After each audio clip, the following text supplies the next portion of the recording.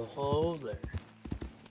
Today we tell a traditional American story called A Tall Tale. A tall tale is a story about a person who is larger than life. The descriptions in the story are exaggerated, much greater than in real life. Long ago, people who settled in undeveloped areas in the American first told tall tales. After a hard day's work, people gathered to tell each other funny stories. Pecos Bill was a larger-than-life hero of the American West. No one knows who first told stories about Pecos Bill. Cowboys may have invented stories. Others say Edward O'Reilly invented the character and stories he wrote for the Century magazine in the early 1900s. Their stories were collected in a book called The Saga of Pecos Bill, published in 1923. Another writer, James Claude Bowman, wrote an award-winning children's book called Pecos Bill, the Greatest Cowboy of All Time. The book won the Newbery Honor in 1938. Pecos Bill was not a historical person, but he does represent the spirit of early settlers in the American West. His unusual childhood and extraordinary actions tell about people who believed there was no limits to what they could do. It's been a while since I was through this way. Not much changed.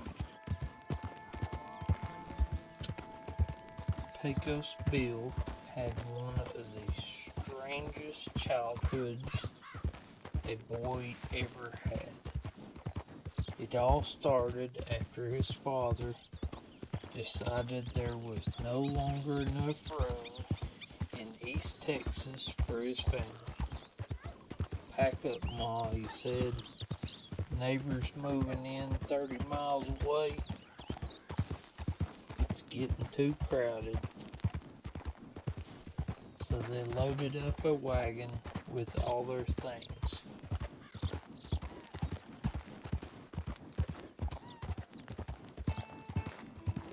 Now some say they had 15 children, while others say 18. However many there were, the children were louder than thunder. And as they set off across the wild country of West Texas, their mother and father couldn't hardly hear a thing. Now, as they came to the Pecos River, the wagon hit a big rock. The force threw little Bill out of the wagon, and he landed on the sandy ground. Mother did not know Bill was gone until she gathered the children for the midday meal. Mother set off with some of the children to look for Bill, but they could find no sign of him. Well, some people say Bill was just a baby when his family lost him. Others say he was around 4 years old. But all agree that a group of animals called coyotes found Bill and raised him. Bill did all the things those animals did, like chase lizards and howl at the moon. He became a good coyote as any.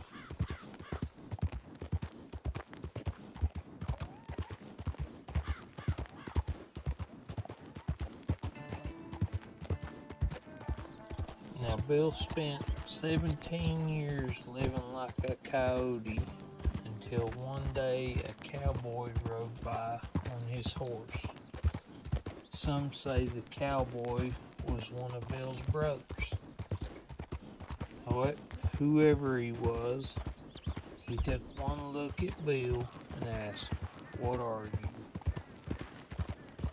Bill was not used to human language. At first, he could not say anything. The cowboy repeated his question. This time, Bill said, "Varmint." That is a word used for any kind of wild animal. "No, you aren't," said the cowboy. "Yes, I am," said Bill.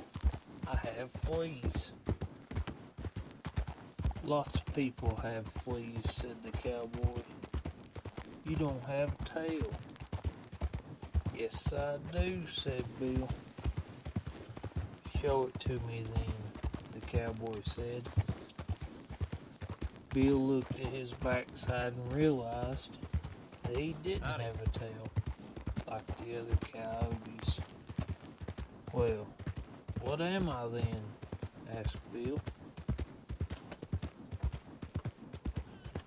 "You're a cowboy, so start acting like one," the cowboy cried out. Well, that was all Bill needed to hear.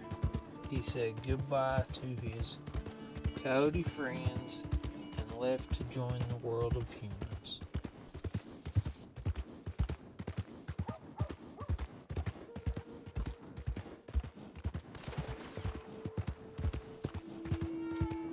Now, Pecos Bill was a good cowboy. Still, he hungered for adventure. One day, he heard about a rough group of men. There is some debate over what the group was called, but one storyteller calls it the Hell's Gate Gang. So Bill set out across the rough country to find this gang of men. Well, Bill's horse soon was injured, so Bill had to carry it for 100 miles. Then Bill met a rattlesnake 50 feet long. The snake had a hissing noise and was not about to let Bill pass.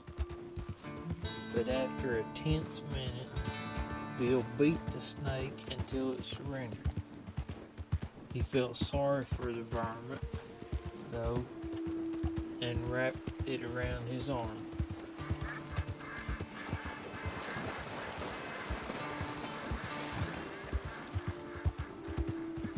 After Bill walked another 100 miles, he came across an angry mountain lion. There was a huge battle, but Bill took control of the cat and put his saddle on it. He rode the mountain lion all the way to the camp of the Hell's Gate Gang. Now, when Bill saw the gang, he shouted out, "Who's the boss around here?" A huge cowboy, 9 feet tall, took one look at Bill and said in a shaky voice, "I was the boss, but you're the boss from here on in."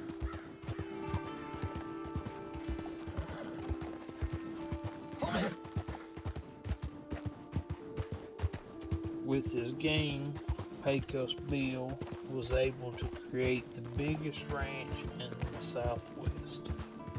Bill and his men had so many cattle that they needed all of New Mexico to hold. Arizona was the pasture where the cattle ate grass.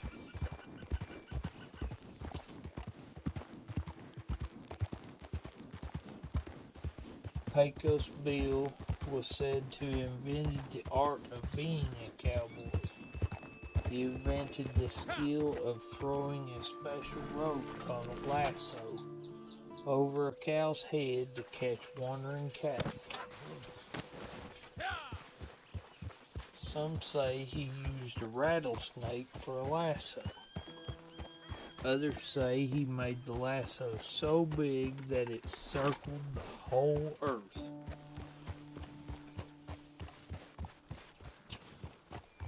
Bill also invented the method of using a hot branded iron to permanently put the mark of the ranch on the cow skin. That helped stop people from stealing cattle. Some say he invented cowboy songs to help calm the cattle and make the cowboy's life easier. But he is also said to have invented tarantulas and scorpions as a joke. Cowboys have had trouble with those poisonous creatures ever since.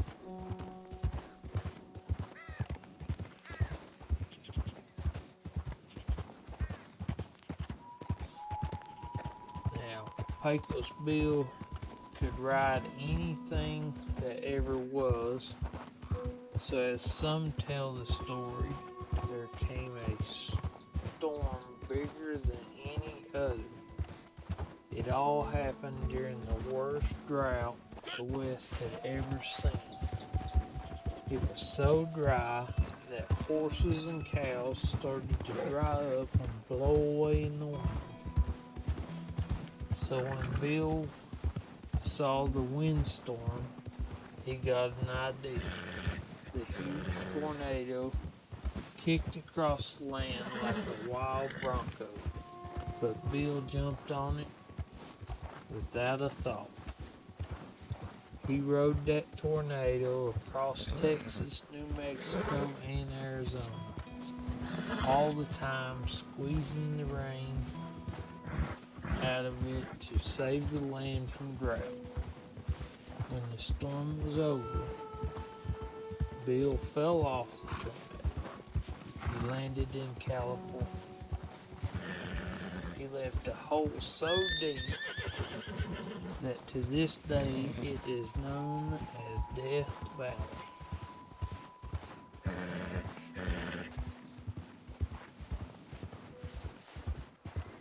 Now, Bill had a horse named Widowmaker.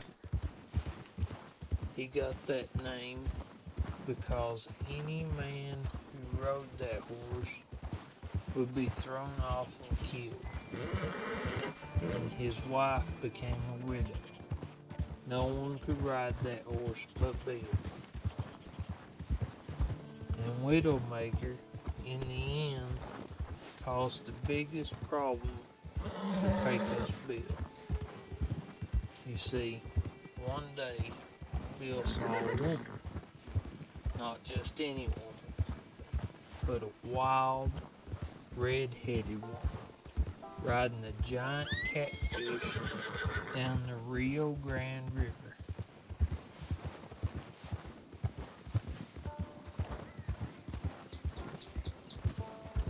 Her name was Slewfoot Sue, and Bill fell in love with her at first sight. Well, Bill would not rest until he had asked for her hand in marriage, and Slewfoot Sue accepted. On their wedding day, Pecos Bill, dressed in his best buckskin suit, and Sue wore a beautiful white dress with a huge steel spring bustle in the back. It was the kind of big dress that many women wore in those days. The bigger the better.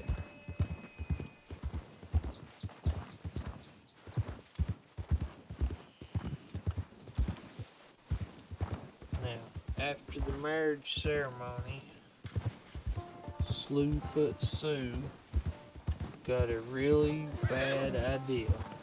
She decided that she wanted to ride Widowmaker.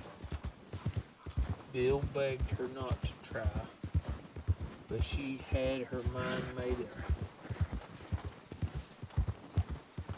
The second she jumped on the horse's back, he began to kick and buck like nothing anyone had ever seen.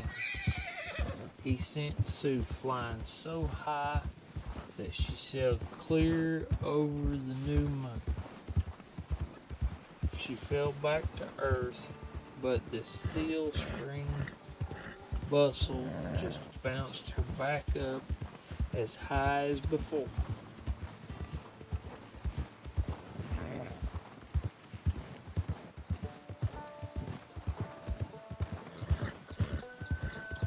Now, there are many different stories about what happened next. One story says Bill saw that Sue was in trouble. She would keep bouncing forever if nothing was done.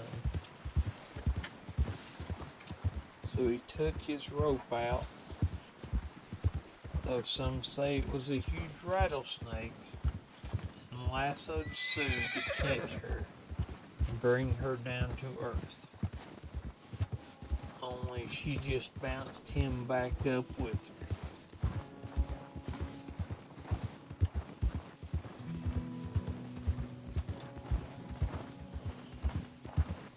Somehow, the two came to rest on the moon, and that's where they stayed.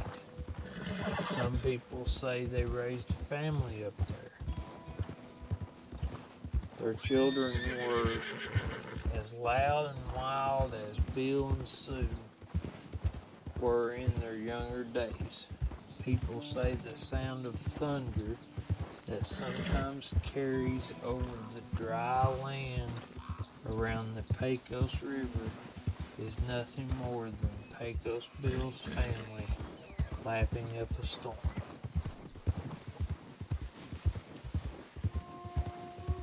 The end.